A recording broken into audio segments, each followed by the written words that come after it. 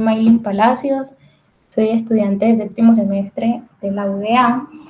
El día de hoy les voy a hablar sobre el enfoque de úlceras en los miembros inferiores. Mi tutor fue el doctor José Andrés Uribe Múnera. Él es profesor de cirugía vascular en la UDA, también es cirujano vascular en el AMA y en la Geomédica. Entonces, primero les voy a dar unas definiciones de lo que son las úlceras en los miembros inferiores. También vamos a hablar sobre las úlceras venosas, que son la causa más frecuente de úlceras en miembros inferiores. También sobre las úlceras arteriales, las úlceras neuropáticas, cómo se realiza el diagnóstico de la enfermedad y el tratamiento, y algunos diagnósticos diferenciales. Entonces, ¿cuál es la importancia de que nosotros conozcamos cómo se realiza el diagnóstico de las úlceras en los miembros inferiores? Es una enfermedad que es muy frecuente, se han realizado estudios en poblaciones estadounidenses y la prevalencia que se ha reportado es entre el 1 y el 2%. Produce una morbilidad y produce afectaciones muy significativas en la calidad de vida de los pacientes que la padecen. También requiere un tratamiento que es interdisciplinario, incluso puede llegar a ser un tratamiento difícil y largo, y tiene una carga económica importante pues, en los sistemas de salud. Entonces, ¿qué son las úlceras? Las úlceras es básicamente una ruptura o una pérdida de continuidad de la piel que puede incluso llegar a afectar el hueso. Nosotros tenemos múltiples causas de úlceras, pero las causas más comunes son la insuficiencia venosa, que produce úlceras venosas, también está la enfermedad arterial periférica, que va a producir las úlceras arteriales o isquémicas, y el daño nervioso, que va a producir las úlceras neuropáticas. Aquí en esta tabla, lo que se trata de ejemplificar es cómo es el proceso de cicatrización normal. Entonces, nosotros en ese proceso de cicatrización, lo primero que vamos a tener es una hemostasia, donde va a haber un proceso de vasoconstricción, luego vamos a pasar a un proceso inflamatorio en el cual van a aumentar las citoquinas y los factores de crecimiento. También vamos a tener un proceso de proliferación en el cual vamos a tener síntesis de fibras de colágeno, va a haber epitelización y también va a haber angiogénesis. Y en la última fase va a haber un proceso de maduración y remodelamiento. ¿Qué pasa en los pacientes con úlceras? Estos pacientes usualmente esta fase inflamatoria la tienen afectada porque a la hora de producir citoquinas proinflamatorias ellos van a tener un exceso de estas citoquinas y también de estas células senescentes. Entonces esto va a cicatrizar, a dificultar el proceso de cicatrización. En estos pacientes es muy importante que la exploración clínica sea exhaustiva, es decir, si yo veo una úlcera, no únicamente decir pues que el paciente tiene una úlcera, sino describir, por ejemplo, el tamaño de la úlcera, la ubicación que tiene esa úlcera, la profundidad, porque como vamos a ver más adelante, estas características nos pueden orientar a que se haga pues un diagnóstico adecuado. Bueno, aquí vamos a hablar de las úlceras venosas. ¿Por qué las úlceras venosas? Porque son la causa más frecuente de úlceras en los miembros inferiores. El mecanismo fisiopatológico es básicamente por un proceso de hipertensión venosa. Entonces, ¿qué pasa? Estos pacientes van a tener una incompetencia de esa bomba músculo-venosa que pues contiene músculo, contiene nervios, contiene vasos, que esto lo que permite es que se dé una circulación de esa sangre de los miembros inferiores hacia el corazón. Entonces, estos pacientes usualmente tienen una alteración de esta bomba, lo que va a producir que se distiendan las paredes de los vasos y al distenderse estas paredes, pues las válvulas de estas venas no van a funcionar bien. Entonces, lo que va a producir es que se va a producir una regurgitación. Entonces, ¿qué va a pasar en estos pacientes? Van a tener una hipertensión. Hay diversos factores de riesgo, entre ellos los antecedentes familiares de insuficiencia venosa crónica o antecedentes parentales de úlceras. También personas que tienen un IMC alto porque se va a aumentar esa carga, pacientes que tengan inactividad física. También se ha registrado que como factor de riesgo las mujeres con un alto número de embarazos, antecedentes de tromboembolismo pulmonar y de trombosis venosa profunda o, por ejemplo, que tengan enfermedades en los miembros inferiores. Entonces, para realizar como la descripción de estas úlceras, una de las cosas que nos va a permitir diferenciarlas de los otros tipos de úlceras en los miembros inferiores es que las úlceras venosas son irregulares, van a ser superficiales, van a tener bordes definidos, usualmente se ubican en las prominencias óseas. Otra característica muy importante es que estas se ubican principalmente en la pierna. No quiere decir que, por ejemplo, si un paciente tiene una úlcera en el pie, no se pueda catalogar como una úlcera venosa, pero principalmente pues son en la pierna. son úlceras rojizas, van a ser úlceras que generalmente son calientes, los pacientes manifiestan prurito, pueden producir molestias al ortostatismo, que es como esas molestias que se producen en los cambios de posición. Algo que pueden presentar es dermatitis ocre, que ya les voy a mostrar una imagen. Y la dermatitis ocre es una coloración café que se presenta en ese miembro inferior porque hay un escape de glóbulos rojos del vaso y estos se van a acumular en la piel en forma de hemosiderina y van a producir como esa coloración. Los pacientes también manifiestan ardor, pesadez y un edema que va a empeorar a lo largo del día, precisamente pues como por el efecto de la gravedad. Pueden presentar colona filotásica, que son pues varias telangiectasias, que son varios vasitos pequeños que se ven como unidos. Pueden presentar atrofia blanca, lipodermatoesclerosis, que también les voy a mostrar una imagen de eso, que es como una piel acartonada. Y pueden presentar un signo que se llama botella de champán invertida, que también vamos a ver eso ahorita, que es básicamente que en la parte superior de esa pierna va a estar engrosada y la parte inferior va a estar mucho más delgada. Nosotros podemos tener pues también como varias presentaciones. Entonces, en estos pacientes se puede ver telangiectasias, que son esos vasos que van a estar dilatados, pero son de 1 a 2 milímetros. También pueden tener venulectasias, que son de 2 a 3, y varices reticulares, que ya son pues vasos mucho más grandes que van a alimentar pues como estos vasos pequeños. Una cosa importante en estos pacientes que nos va a servir como para hacer pues un diagnóstico diferencial, y es que en estos pacientes los pulsos están presentes y los síntomas van a mejorar cuando ellos elevan la extremidad. ¿Por qué? Porque si yo tengo un proceso de hipertensión que se me está dando porque ese flujo de sangre hacia el corazón no se está dando de forma correcta, pues es lógico que al levantar la extremidad por la misma gravedad, pues el retorno venoso se vea favorecido y ellos disminuyan pues como los síntomas. Bueno, entonces de esto es lo que les hablaba. Aquí vemos varias imágenes. Aquí estamos viendo telangiectasias, que son esos vasos pequeños, venulectasias, y ya las venas reticulares, que son vasos mucho más grandes. En esta imagen del medio, que pues estas imágenes son del doctor José Andrés Uribe Munera, que pues le agradezco que me facilitó las imágenes para traerles acá los casos clínicos. Aquí se ve pues una paciente donde ella, lo que les había dicho, tiene lipodermatoesclerosis, esa piel se ve muy acartonada, es decir, si uno trata de hacer pliegue en esta piel va a ser muy difícil, y también tiene una dermatitis ocre, que es esa coloración café por esos depósitos de hemosiderina. Este es el signo de la botella de champán invertida. Si pueden ver, pues en la parte superior de esta pierna está como engrosada y en la parte inferior se ve como si estuviera más atrófica, que en esta paciente pues se puede ver también. Nosotros, para clasificar la insuficiencia venosa crónica, la podemos clasificar con esta escala, que pues se las dejo, pues a los que estén rotando esto les va a servir mucho, esto se lo preguntan a uno casi siempre en las rotaciones, y es una escala pues para clasificar el estadio de esa insuficiencia. Entonces se llama la clasificación SEA. Nosotros aquí vamos a ver la clínica, la etiología, la anatomía y la patofisiología, pero nosotros vamos a tener varios estadios. Entonces el primer estadio va a ser ese paciente que va a tener esos síntomas que ya les mencioné, dolor, pesadez, hinchazón, pero no va a tener los signos clínicos, es decir, usted va a ver esa pierna se ve normal. Luego está el C1, que son los pacientes que ya tienen esas arañas vasculares, que son las mismas telangiectasias.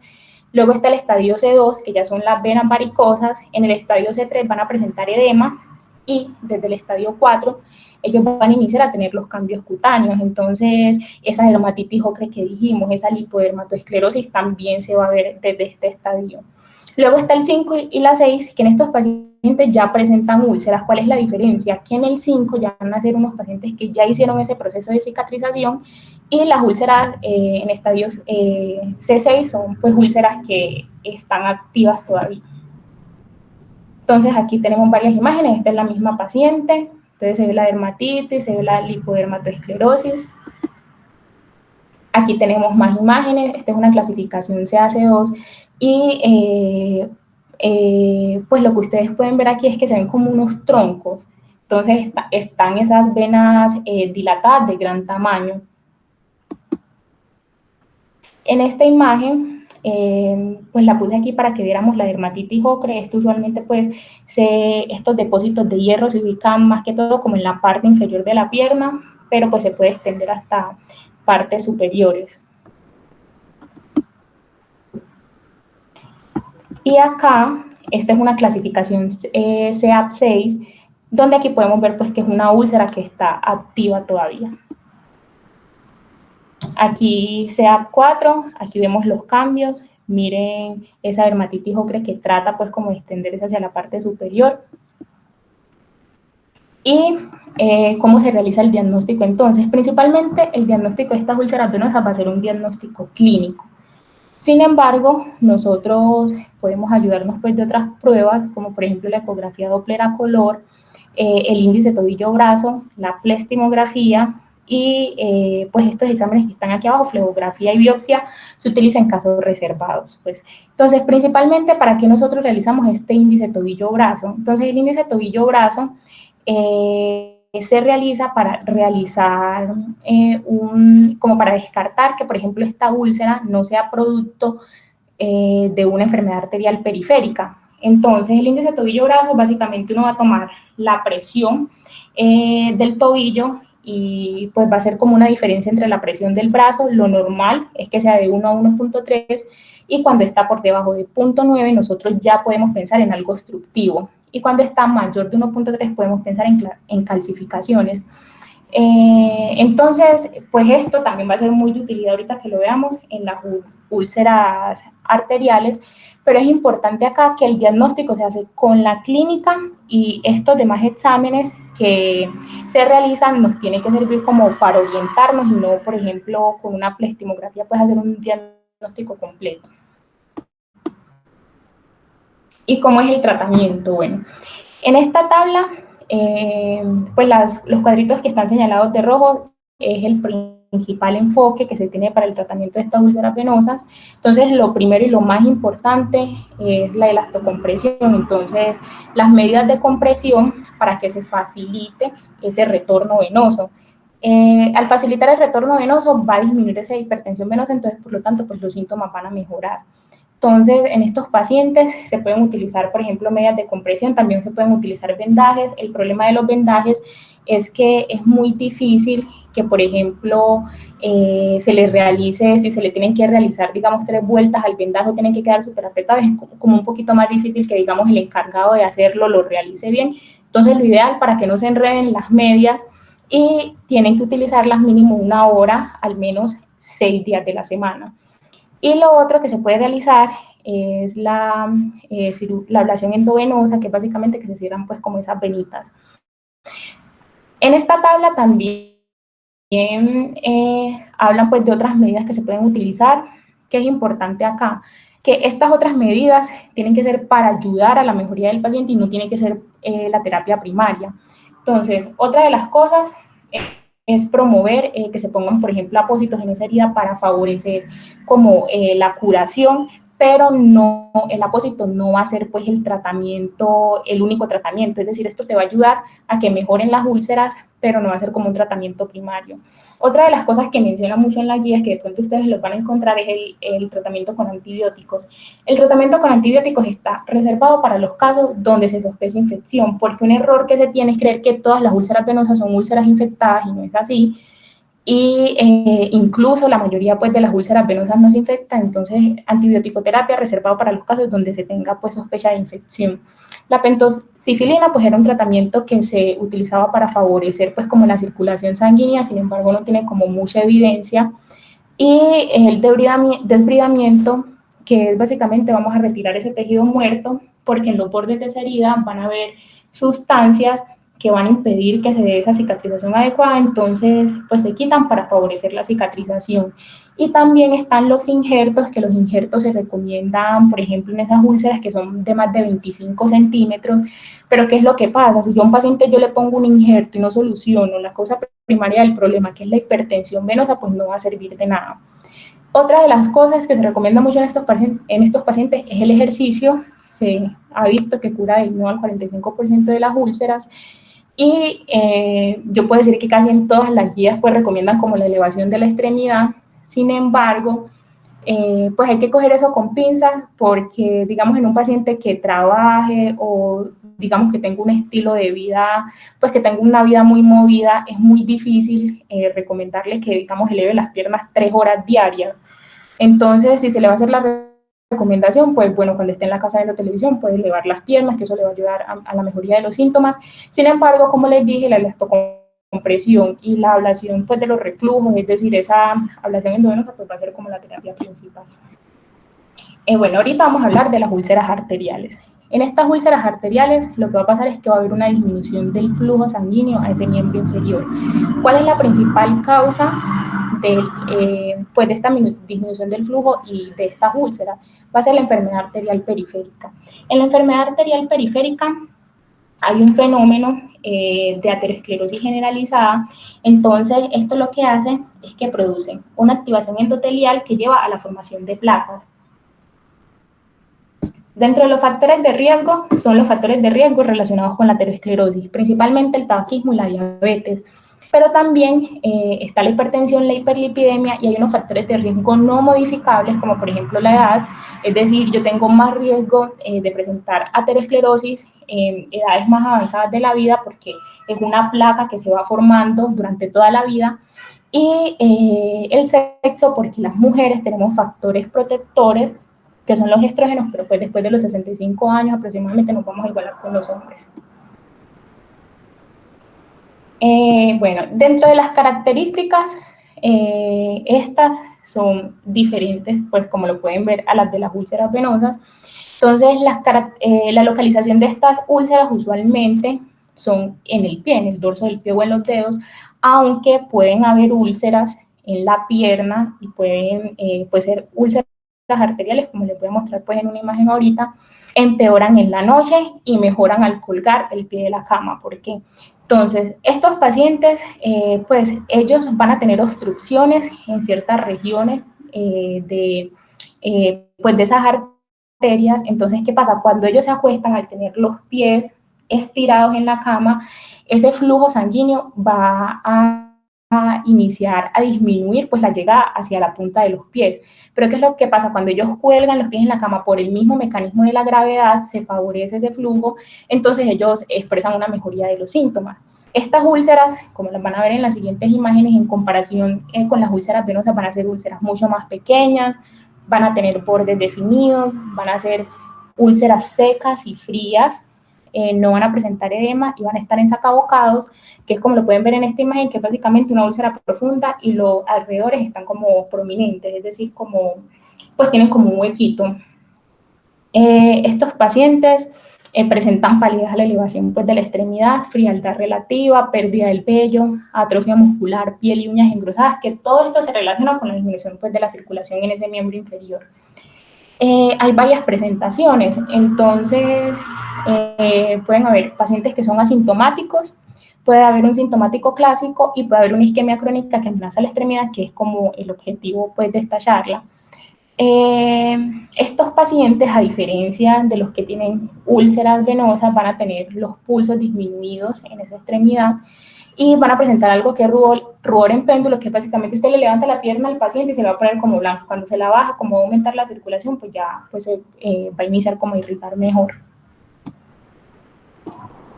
Bueno, aquí pueden ver úlceras arteriales. Miren la ubicación, lo que les había dicho. Las úlceras venosas usualmente se ubican más en la pierna. Miren este es un dedo ya necrótico. Esta está ubicada pues como en la parte inferior. También esta es otra úlcera. Todas estas imágenes pues me las pasó el doctor. Y aquí, lo que les decía, a pesar de que usualmente se ubican en el pie, no quiere decir que no puedan estar en la pierna. Esta era una paciente de 83 años, ella llevaba 2 meses con esa úlcera en la pierna derecha, refiere que es intensamente dolorosa porque a diferencia de las venosas, estas sí duelen demasiado, dice que el dolor no la dejaba dormir y como antecedente de importancia es una paciente que es diabética y es hipertensa. Ella tiene pulso femoral, pero no tenía pulso popliteo. Entonces, aunque se encuentra en la pierna, es arterial. Ahí podemos ver que no tiene cambios tróficos, no tiene varices. Estas úlceras son más sucias y más exudativas a diferencia de las úlceras venosas. Aquí traigo más ejemplos de úlceras arteriales. Y como les había dicho, estas úlceras se pueden clasificar. Esta clasificación también se la preguntan a uno mucho en las rotaciones. Es como para clasificar pues como ese estadio de esa enfermedad arterial periférica. Está la clasificación de Fontaine y la de Rutherford. La de Rutherford se utiliza más en la actualidad, y nosotros, como ya les había dicho, yo puedo tener un paciente con una enfermedad arterial periférica que sea asintomático, que es la mayoría de los pacientes. Entonces, la mayoría de los pacientes pueden tener la enfermedad, pero no presentar los síntomas. Luego están los pacientes que tienen una claudicación, que una claudicación es como un disconfort que ellos refieren, ¿cierto? Entonces, son pacientes que inician a caminar y ellos inician a decir, más que dolor, es como una sensación de disconfort que ellos presentan, y tiene unas características que siempre con el ejercicio y que mejora de forma rápida. Hay una distancia de claudicación y un nivel de claudicación. Entonces, la distancia de claudicación, ¿qué quiere decir? Que es ese paciente que camina y siempre que llega a los 5 metros de estar caminando presenta el dolor. Y también hay un nivel de claudicación que usualmente lo refieren en la pantorrilla, porque pues se altera, la arteria que más frecuentemente se altera es la femoral superficial, entonces ellos refieren ese dolor a ese paciente, a ese nivel, perdón. No quiere decir que el paciente siempre vaya a estar claudicando a 5 metros, porque esto puede agravarse con los años, entonces, o con los meses incluso, que claudicaba a 5 metros y ahorita claudica a 3 metros. Y nosotros ya hablamos de una isquemia crónica que amenaza la extremidad, cuando pues está en este estadio, que puede ser el 4, el 5 o el 6. En el 4 hay dolor isquémico en reposo, en el 5 hay pérdida tisular menor, y en el 6 hay pérdida tisular mayor. Esto pues no es como tan frecuente, o sea, la mayoría, este es como el estadio más grave, menos mal pues la mayoría de los pacientes no llegan hasta allá, pero de cada 4 pacientes con enfermedad arterial periférica, 3 van a ser asintomáticos, es decir, la mayoría. Un paciente va a ser claudicante y de cada 100 claudicantes va a haber uno con una isquemia crónica que amenaza la extremidad. Entonces, ¿nosotros cómo vamos a realizar el diagnóstico de estas úlceras arteriales? El diagnóstico también va a ser principalmente clínico, pero también nosotros vamos a hacer una hemodinamia para medir esas presiones segmentarias, que ya les voy a mostrar cómo se hace eso. Se puede hacer pues también un índice tobillo-brazo, y es importante que pues también suele haber confusión acá, y es que la ecografía Doppler color se va a utilizar no para el diagnóstico, sino como para evaluar si ese paciente requiere una revascularización. Entonces acá podemos ver, esta es una pletismografía arterial con medición de las presiones segmentarias. Entonces, básicamente yo voy a poner, pues voy a tomar las presiones en diferentes segmentos corporales. Esta es una normal y esta es una alterada. Y esto me va a permitir ver el nivel de obstrucción que tiene el paciente. Entonces, si ustedes comparan las presiones, por ejemplo acá, que es donde yo voy a mirar ese índice tobillo-brazo, pues que yo ya les había mencionado, dijimos que ese índice tobillo-brazo, lo normal es que esté de 1 a 1.3. Entonces, vemos este paciente que tiene un índice de 1.2, 1.02 y acá 1.03, pues está en los rangos normales, pero esta paciente tiene un índice de 0.5 en la pierna derecha y en la pierna izquierda de 0.7. Entonces, uno en esta paciente, uno va a sospechar de un problema obstructivo, y por ejemplo, si tiene úlceras, uno le encaminamos a que sea una úlcera isquémica o arterial. Otra de las cosas es que entre los segmentos adyacentes también tenemos que mirar acá que la variación de esas presiones no sean más de 20 milímetros de mercurio, porque si son de más de 20 milímetros de mercurio, quiere decir que está cayendo muy bruscamente pues esas presiones, puede haber una obstrucción, y esos son cambios que hemodinámicamente van a ser significativos.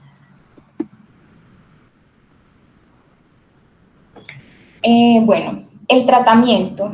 El tratamiento de estos pacientes principalmente es pues ponerlos a hacer ejercicio, o sea, para que ellos mejoren como, si tienen por ejemplo los síntomas de claudicación, para que mejoren pues esos síntomas, y se hacen intervenciones médicas pues hasta los pacientes que estén claudicando para controlar esos factores de riesgo. Entonces, si es un paciente que fuma mucho o es un paciente que pues que tiene diabetes, o sea, controlar pues como esos factores de riesgo. ¿En qué casos está indicada la revascularización en estos pacientes? En pacientes que ya tengan una isquemia crónica que amenaza la extremidad, o en esos pacientes que incluso con las intervenciones médicas ellos no han tenido respuesta. Y acá, pues puse como un asterisco acá, porque en la guía recomiendan mucho, hay una cosa que se llama un principio TIME, que es que dicen en todos los pacientes que tengan úlceras de cualquier tipo, se va a hacer debridamiento, se va a hacer control de la infección, también se van a mantener pues como los bordes de la herida y bueno, o sea, esto no aplica para todos los tipos de úlceras, porque por ejemplo en las úlceras arteriales, esas úlceras idealmente se deberían, por ejemplo, tener secas para evitar que se produzcan procesos infecciosos. Sin embargo, por ejemplo, en las úlceras venosas sí se recomienda poner los apósitos.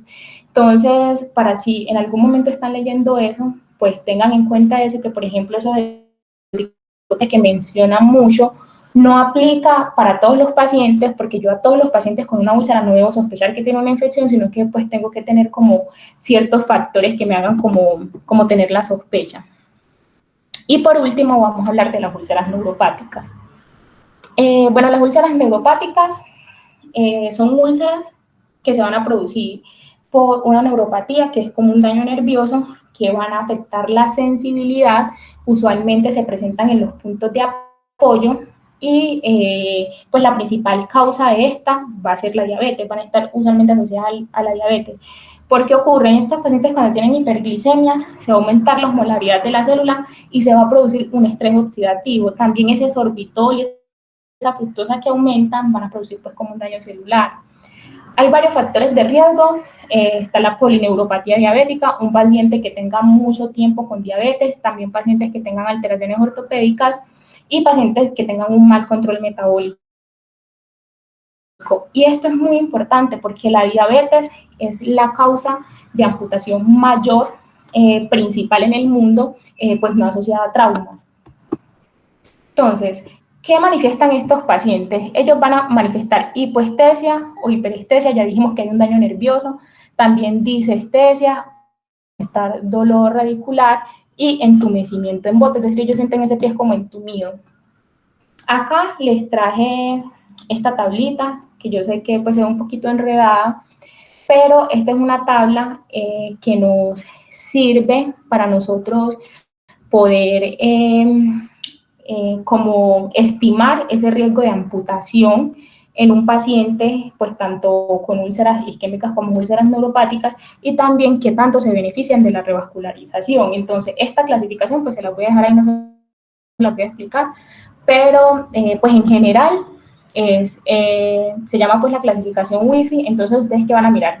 La úlcera de ese paciente, si tiene gangrena, si tiene isquemia y si tiene infección, ¿cierto? Entonces, cada una de estas cosas les va a dar pues como un puntaje y ustedes luego lo van a ubicar acá, ¿cierto? Entonces, por ejemplo, si les da en verde, les va a decir cuál es la probabilidad de que, por ejemplo, ese paciente sea amputado y también de qué tanto se puede beneficiar de esa vascularización que se le realiza. Por si lo quieren profundizar, pues yo les voy a dejar las referencias, que esta, pues hay un montón también de escalas, pero esta se utiliza mucho porque pues da como mejor precisión. Y cómo se realiza el diagnóstico. Entonces, como en todo este tipo de úlceras, es muy importante realizar pues la anamnesis. Entonces, usted va a mirar qué factores de riesgo tiene ese paciente, si tiene alguna comorbilidad.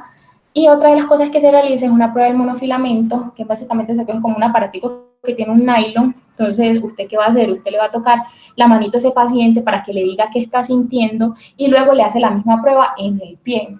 También hay una prueba del diapasón, que es básicamente ponerle, o sea, lo mismo al paciente el diapasón en la mano para que sienta la vibración y luego en el pie y dice, pues, en qué momento deja de sentir la vibración.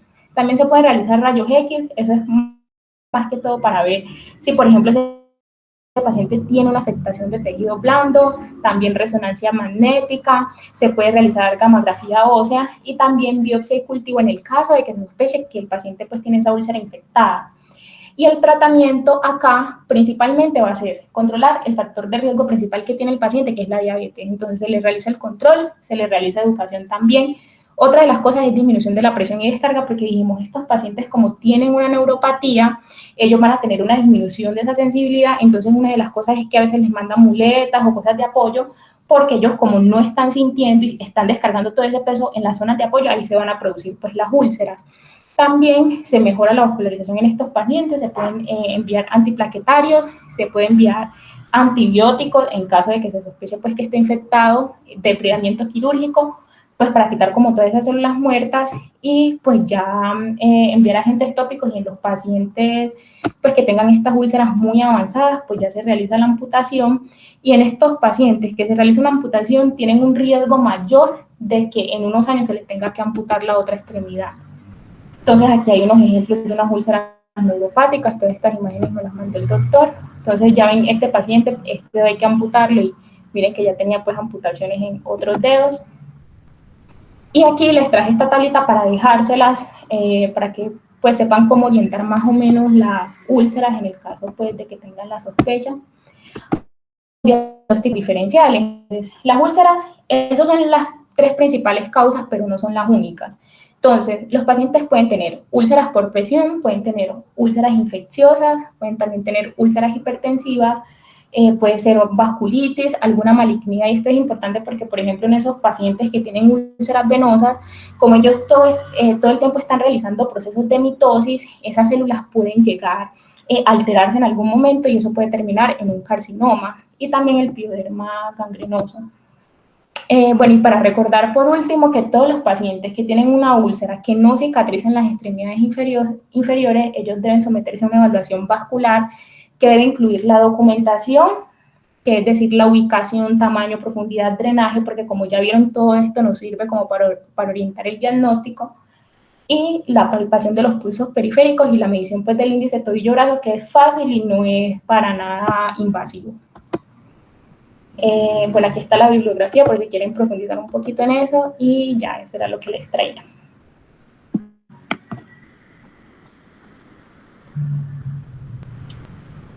Bueno, muy buenas tardes a todos. A la doctora me ha presentado. Soy José Andrés Uribe, cirujano vascular y profesor de la universidad hace largo rato. La doctora Maylin, felicitarla, hizo una muy buena predicción desde el punto de vista de un abordaje a un tema tan complejo como las úlceras en miembros inferiores. Si bien es cierto, las úlceras venosas y neuropáticas con neuropatía diabética son las más frecuentes. Las arteriales pueden seguir en frecuencia, y hay otra, ahí está más o menos el 80 al 90% o más de las úlceras en miembros inferiores, y ya queda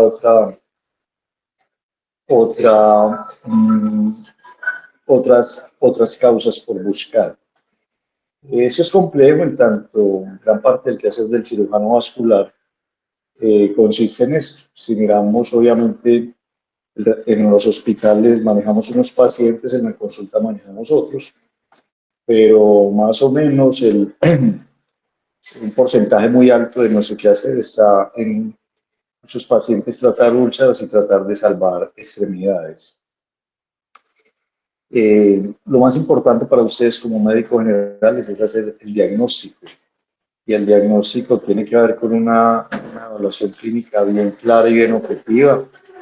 La medicina de toda la vida sigue siendo válida, con una muy buena anamnesis y con muy buen examen físico se debe llegar a una aproximación diagnóstica. En las úlceras venosas es relativamente más fácil, en las arteriales es un poco más difícil, y un poco también medio intermedio en las úlceras neuropáticas por diabético, pero entender que el examen físico y la anamnesis son vitales. Aprender a tocar pulsos, pues tenemos que tocar pulsos y tocar pulsos y tocar pulsos para que podamos aprender a hacerlo. Es la única forma, así como auscultar, la única forma es hacerlo.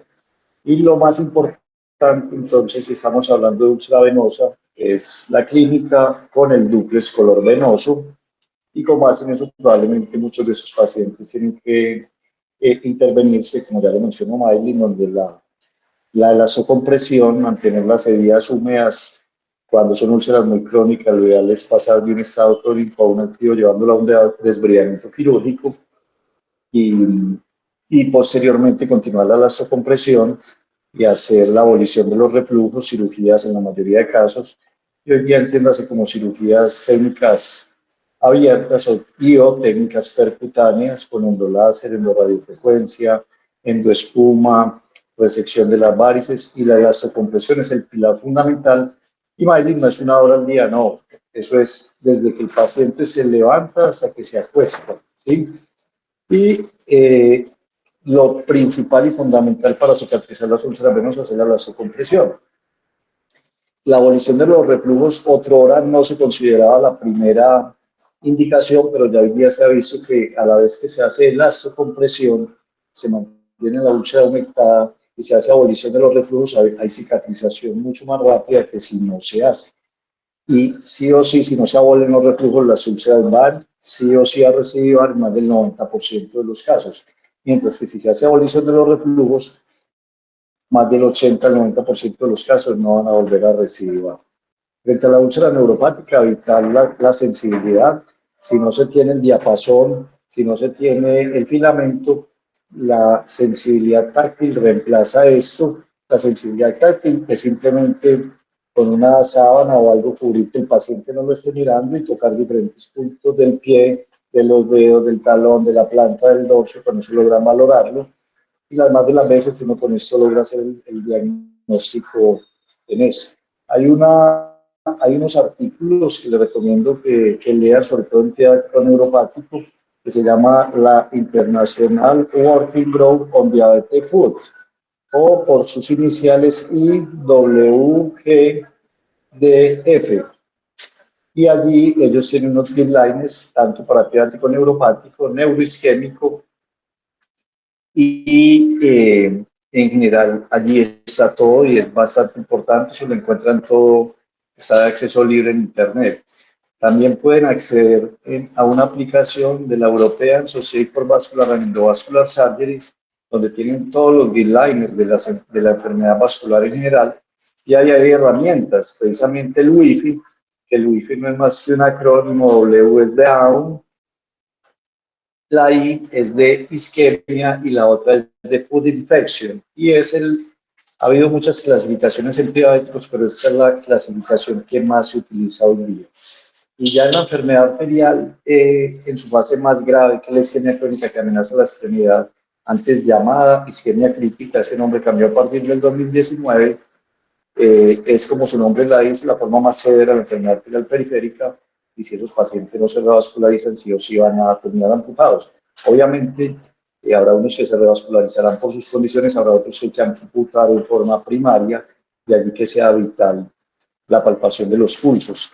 Y frente al examen, para todos estos, el examen ideal para la parte arterial se llama el índice tobillo-brazo, el índice dedo-brazo, que es simplemente tomar las presiones en el tobillo o en el dedo con señal Doppler y dividirlas por la del brazo que sea normal. Y eso da los índices, da las presiones arteriales sistólicas segmentarias. Y la pletimografía es una herramienta complementaria que se llama registro de volumen del pulso o onda de volumen del pulso. Eso es vital y eso así el diabético tenga los pulsos normales, hay que hacerlo. Así el de la úlcera venosa, que creemos que es venosa, hay que hacerlo. Y el arterial sí o sí, como va a tener los pulsos comprometidos, hay que hacerlo. Ahora voy a ir a tratar de pasar rápidamente y les voy a presentar unos casos clínicos lo más rápido posible que ilustran más o menos lo que la doctora les ha planteado.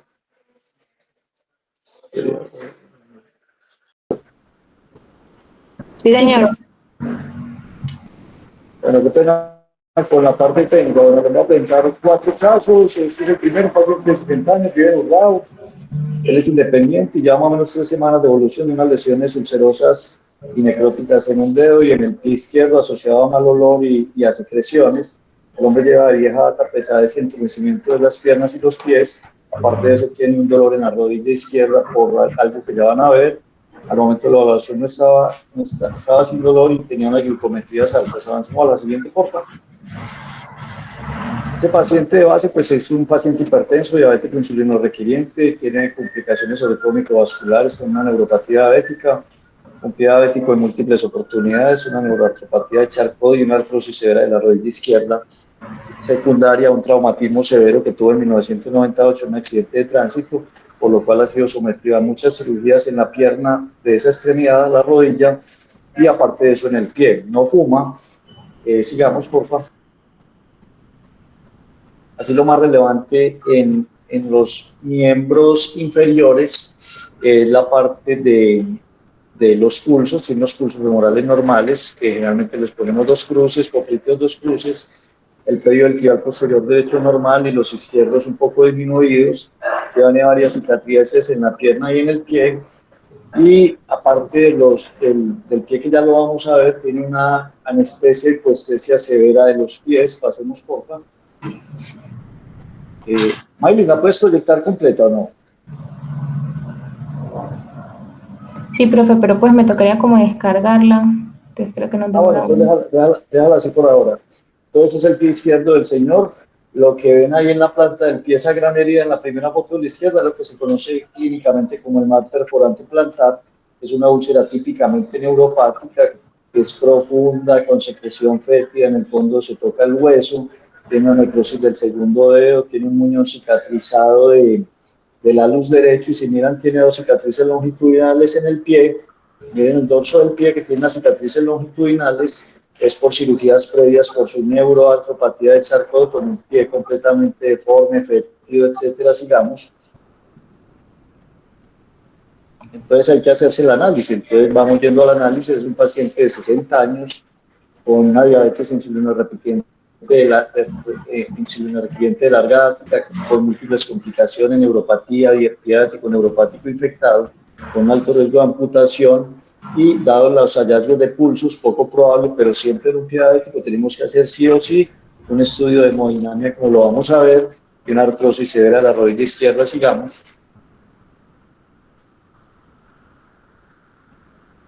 El plan, entonces, igual, este es un paciente que requiere manejo hospitalario urgente por ortopedia, acompañamiento por medicina interna. Hay que hacerle radiografías del pie, del tórax, hay que hacerle pletimografía arterial de miembros inferiores, hay que solicitarle múltiples paraclínicos, que lo vea ortopedia urgente, y valorar por nutrición y fisiatría, sigamos. Vital en estos pacientes la importancia de una buena educación sobre la diabetes, sobre el control de la presión, sobre los cuidados del pie, calzado adecuado, no andar descalzo, ni en chancla, ni en croc, ni en zapatos de señores de su edad. Lo mínimo necesario son unos tenis buenos de marca, con buenas medias, no deben andar descalzo, no deben andar en tres puntadas, ningún tipo de calzado. Ideal zapatos para diabético, pero son más costosos. Hay que estarse vigilando los pies, tanto el paciente como la familia. Mire que este paciente no siente, ellos se paran en clavos, en lo que sea, y se lesionan, y cuando se dan cuenta es que ya el pie está podrido. Evitar hacer pedicure, muchos pacientes terminan amputados por pedicure. A la vez se hacen neuropatía sensitiva y motora, hacen neuropatía vegetativa, entonces los pies son resecos, descamativos, se ulceran, y eso es lo que lleva a pérdida de extremidades, y hay que comentar con él y con la familia, sigamos. Estos son los exámenes. Mire, tiene muchas cosas, tiene una glicemia muy elevada, una falla renal crónica en estadio 3, una depuración disminuida, tiene una PCR elevada, una sedimentación elevada, está anémico, que hay que estudiarlo por qué, y tiene una hemoglobina glicada supremamente elevada con 13,45, sigamos. Entonces ya le agregamos todo lo nuevo, la falla renal, la anemia, que hay que estudiar todo eso, sigamos. Y hacemos la hemodinamia, que es esto, es una hemodinamia prácticamente normal, tiene un índice todo brazo derecho de 1,01, izquierdo de 0,97, las ondas de volumen están prácticamente normales, y no hay unas caídas importantes de presión. Lo que da a la derecha es lo que es la señal arterial Doppler, que es prácticamente señales multifásicas que indican permeabilidad arterial. Entonces confirmamos lo primero que decíamos, que es un pie diabético eminentemente neuropático infectado. Ortopedia lo llevó, le hizo una amputación de ese dedo, le hizo una secuestrectomía del metatarsiano en esa úlcera plantar, y sigue hospitalizado con tratamiento antibiótico. Va a requerir probablemente un tiempo largo aquí. Tener en cuenta que los pacientes con pie diabético es la principal causa de hospitalización, y se gastan en promedio entre 60 y 80 días hospitalizados en todo el mundo, sigamos. Esta es otra paciente, es una paciente de sexo femenino, 5 hijos, vive en Medellín, un Bartel de 85, ella de vieja data venía con sensación de dolor en el miembro inferior izquierdo, que fue progresando de varias cuadras a pocas cuadras. No es claro si llegó a tener dolor de decúbito y o de reposo. Y en este año, en marzo, fue hospitalizada en San Vicente. Al parecer, le hicieron una arteriografía y terapia endovascular. No sabemos bien por qué, no tenemos la historia. Y ahora consulta por 2 a 3 meses de necrosis en el quinto dedo y una úlcera que ha progresado al pie, intensamente dolorosa, y mejora un poco cuando ya, como había dicho la doctora, al bajar el pie, al sentarse o pararse. Y muchos de estos pacientes, para poder mejorar el dolor, duermen sentados. Había estado hospitalizada por todos los problemas del sistema de salud, un mes en el Hospital San Rafael de Itagüí, mientras llegaba acá. Por eso ha perdido 8 kilos en un mes, está inapetente y tiene sangrados vaginales, continúa fumando, sigamos. Y a pesar de todo lo que tuvo este año, dice que no toma ningún medicamento, entonces ya pueden tener cuál es como la concepción de enfermedad. Está el diagnóstico de enfermedad arterial periférica interrogado, un cáncer de cervix, quimioterapia, oraquiterapia y radioterapia hace 20 años. Le hicieron histerectomía, aunque ella dice que no, y le sacaron la vesícula y otras cosas, y la terapia en el miembro inferior izquierdo con un tabaquismo activo muy pesado y consumo de licor ocasional, sigamos. Al examen físico lo mismo, tiene unos pulsos femorales bien, tiene un pedio y un tibial posterior hipopliteo derechos presentes, pero no tiene ni hipopliteo ni distales izquierdos, y una úlcera, sigamos la siguiente, con unos pies tibios y con buen calor. Esta imagen la había presentado ya la doctora. Esta señora no tiene ni pulso hipopliteo ni distal, con esa úlcera en el dorso del quinto dedo y que se extiende al metatarso. Sigamos, entonces allí está muy claro, es una paciente en la 8ª década con un tabaquismo pesado activo, con una enfermedad arterial periférica y probablemente tiene isquemia crónica que amenaza la extremidad. Entonces tenemos que hacerle una curación con sueros, dejar gasas húmedas y retirar secas, hay que hacerle laboratorios, hay que ver que la vea ginecología, ver cómo está esa pérdida de peso, esa pérdida de apetito y todos esos hallazgos de suciedad de cervix previo. Hay que volver a hacer los mismos estudios del paciente anterior, todo en una forma sistémica, y el estudio hemodinámico de miembros inferiores, y educarlos sobre la importancia de abolir el tabaquismo, sigamos. Lo mismo de los cuidados de los pies, a pesar de que ya no sea diabética, el hecho de ya tener una baja perfusión en el pie, sobre todo en el izquierdo, pues la va a poner en riesgo de que pueda perder su extremidad por una herida social, calzado, sigamos. Los laboratorios de ellas pues no tienen como nada relevante, sigamos. Y eso es lo mismo, la hemodinamia. Si ustedes pueden ver, miren que el lado derecho es completamente normal, con un índice tobillo-brazo de 0.96, unas ondas de volumen son prácticamente normales, pero si miramos el lado izquierdo, vemos que las ondas de volumen están caídas desde arriba, vemos como la presión del brazo al muslo proximal cae 100, y ya a nivel del tobillo la tenemos en 63, lo que indica que hay una obstrucción o en el sector iliofemoral o femoropopliteo, como es el caso. Y ahí ven al lado derecho la otra imagen donde las señales Doppler son normales al lado derecho, pero al lado izquierdo están completamente abolidas a nivel distal. Entonces, esta señora cursa con isquemia crónica que amenaza la extremidad, y estamos en estudios para intentar revascularizarla. Actualmente está hospitalizada, sigamos.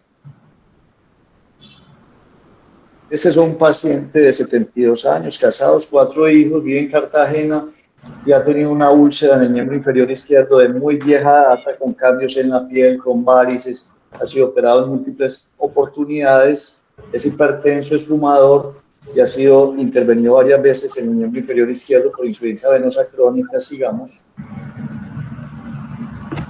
Así lo más relevante, tiene unos pulsos normales. ¿Y que tiene en la pierna izquierda? Tiene lipodermatosclerosis, pigmentación ósea, varices visibles escasas, tiene cicatrices de cirugías previas y una úlcera que ya la vamos a ver, y fuera de eso está alterada la movilidad del tobillo.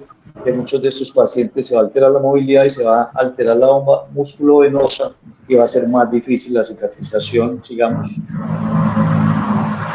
Entonces esta es la úlcera, miren que la foto que ven ustedes a la derecha del todo, miren que el pie tiende a verse en equino, sí, eso indica que hay ya alteración en la movilidad, y eso está dado por el efecto crónico que va haciendo que todos los tejidos se fibrosen, el tobillo se anquilosa, y la pérdida de la función de la bomba musculovenosa, que desde la punta de los dedos hasta la rodilla se pierde, y eso hace que cualquier varice que tenga le va a generar esto, sigamos. Allí, espera un momentico, allí se ve pigmentación ocre, se ve algo de atrofia blanca y se ve mucho de lo que se ve en el cortejo claro de un paciente con insuficiencia venosa crónica. Ahí pueden ver las marcas de los vendajes que se está poniendo. Sigamos. Entonces, ¿qué tenemos? Un paciente en la octava década de la vida con insuficiencia venosa crónica, CEAP6 recidiva, con varias intervenciones, ahora con una nueva úlcera, con alteración en la movilidad del tobillo, lo que afecta a la bomba musculovenosa, se hace más difícil el tratamiento. Sigamos.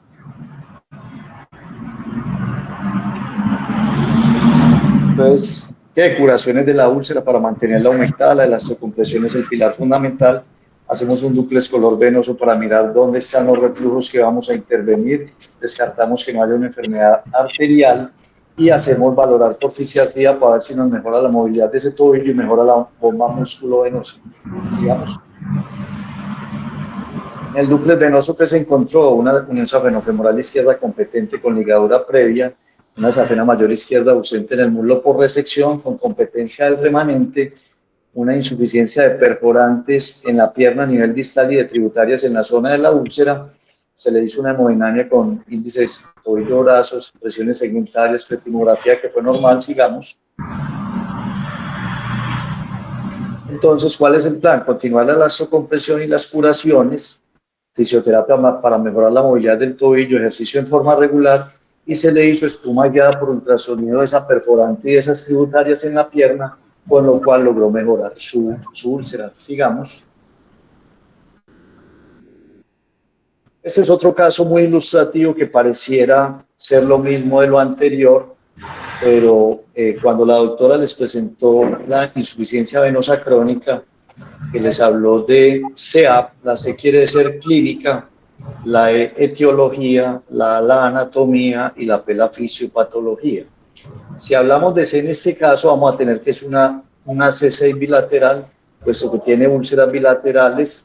Muestra la foto, mira ahí en el tobillo, este paciente lo hospitalicé hoy precisamente, tiene una úlcera esa que hay en el tobillo derecho a nivel medial, es una úlcera que está profunda, con necrosis, con mal olor, obviamente está muy asociada a malos cuidados, se hacía curación el mismo cada 5 días, podemos ver ahí que la piel se ve engrosada con hipodermatoesclerosis, con atrofia blanca, con pigmentación, y si ustedes miran, alejar la foto Miley, mire que el tobillo igualmente se tiende a ver en equino y está en equinovaro, ni siquiera está en un equino puro, sino que ellos tienden a voltear el tobillo hacia medial y a mantenerlo en puntas, y hace una anquilosis del tobillo, se altera la función de la bomba musculovenosa y va a ser más difícil. Este paciente es un paciente de 72 años, miremos que en el tobillo izquierdo también a nivel lateral también se ve lo mismo. Ese paciente a los 38 años tuvo una infección severa, hepatitis, estuvo hospitalizado, hizo eventos trombóticos venosos profundos bilaterales con una trombosis venosa profunda provocada, y ha venido con úlceras desde los 38 años, hoy tiene 72 años, tiene los pulsos normales hasta abajo y ahora está con esa úlcera muy fea en el lado derecho y tiene un dúplex venoso que habla de que tiene una trombosis profunda crónica parcialmente recanalizada de la vena femoral derecha, con una trombosis crónica profunda parcialmente recanalizada de la poplita izquierda, y tiene las safenas competentes, permeables, y tiene algunas tributarias insuficientes que las pueden ver ahí en la pierna, sobre todo en el lado derecho. Entonces, este es como el otro caso. Recuerden que hablamos de CEAP, C es clínica, E es etiología. Entonces, la etiología es o por insuficiencia o por oclusión, ¿cierto?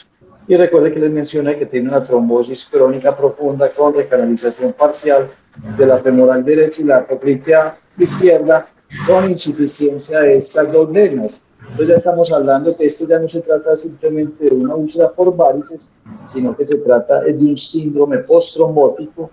También está la escala de Villalta, que se utiliza para clasificar la severidad del síndrome postrombótico. Entonces estos son casos más complejos, porque ya no es el problema del sistema superficial, sino del sistema profundo. Requieren elastocompresión en altas medidas, ya no es una compresión para una úlcera normal que puede ser 20, 30 o para unas varices normales, sino que ya se requiere la vasocompresión, es ingredientes de 30 a 40. Importante la vasocompresión, no debe ir más allá de la rodilla, le puede poner la vasocompresión hasta el cuello y el resultado es exactamente el mismo. Entre más larga la vasocompresión, más costosa, entre más larga, más incómoda, y entre más larga, menos probable que la utilicen. Entonces, en síntesis, la vasocompresión se utiliza hasta la rodilla. Igual a este paciente tenemos que hacerle un índice tobillo-brazo, unas presiones segmentarias, una pletismografía, descartar enfermedad arterial y seguir hacia adelante. Este paciente lo hospitalicé hoy para llevarlo a volverle esas úlceras crónicas en úlceras agudas para que se reinicie el proceso de cicatrización y ayudarle a que mejore eso. En este intentar reflujos no hay porque no hay mucho, ¿sí? Pero son unas úlceras, esto se llama un síndrome postrombótico. En esa aplicación que les hablé de la European Society Vascular and Endovascular Surgery, también hay una calculadora de la escala de Villalta para valorar el síndrome postrombótico. Eso era como los 4 casos que les traía, más relevantes. Los 2 últimos son parecidos, uno por insuficiencia venosa crónica primaria, otro por insuficiencia venosa crónica secundaria, que tiene que ver en la P con obstrucción, en la anatomía de sistemas profundos a diferentes niveles, y ver que eso es bastante complejo. Eso era más o menos, no sé si tiene alguna pregunta, alguien por ahí hizo preguntas, ¿qué más tienen que quisieran saber? Que aquí estoy antes de irnos.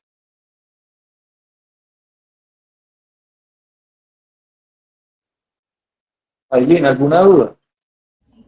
No, profe.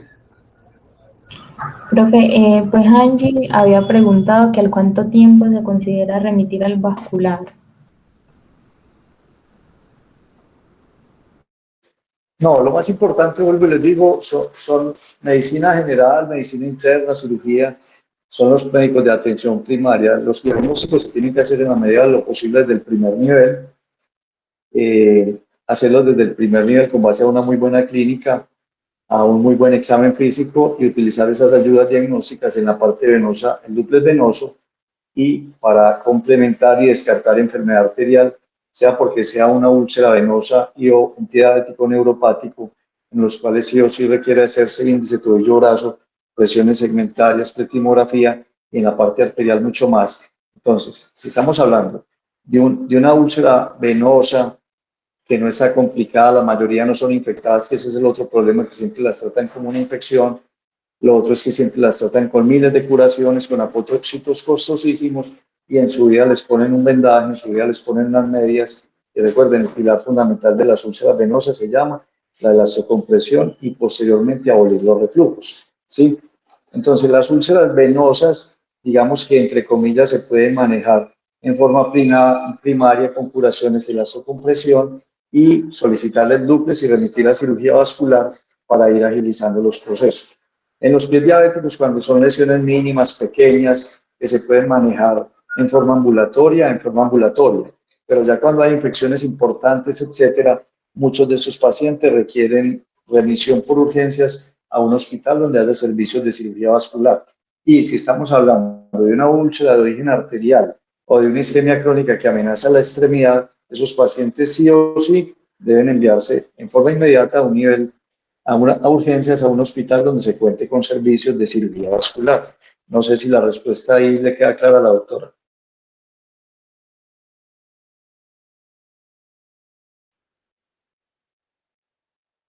Yo creo que ella ya no está en la llamada, pero sí. Bueno, y lo otro importante es que estos pacientes todos requieren analgésicos.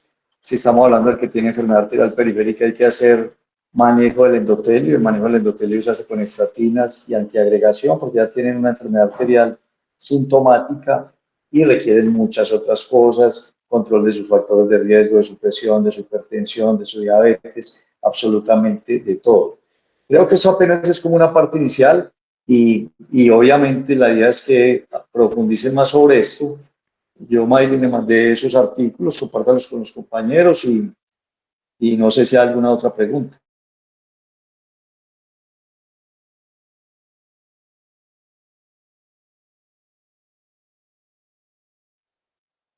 Bueno, entonces no siendo más, a todos muchas gracias por su atención. Espero que sigan asistiendo a estas reuniones y son esfuerzos que hacen ustedes mismos y es bueno que otros los acompañen y aprendan cada uno de ustedes. A todos muchas gracias, Mayre. Muy bien, es una muy buena presentación. Muchas gracias. Gracias. Chao, Gracias. profe, muchas Chao. gracias.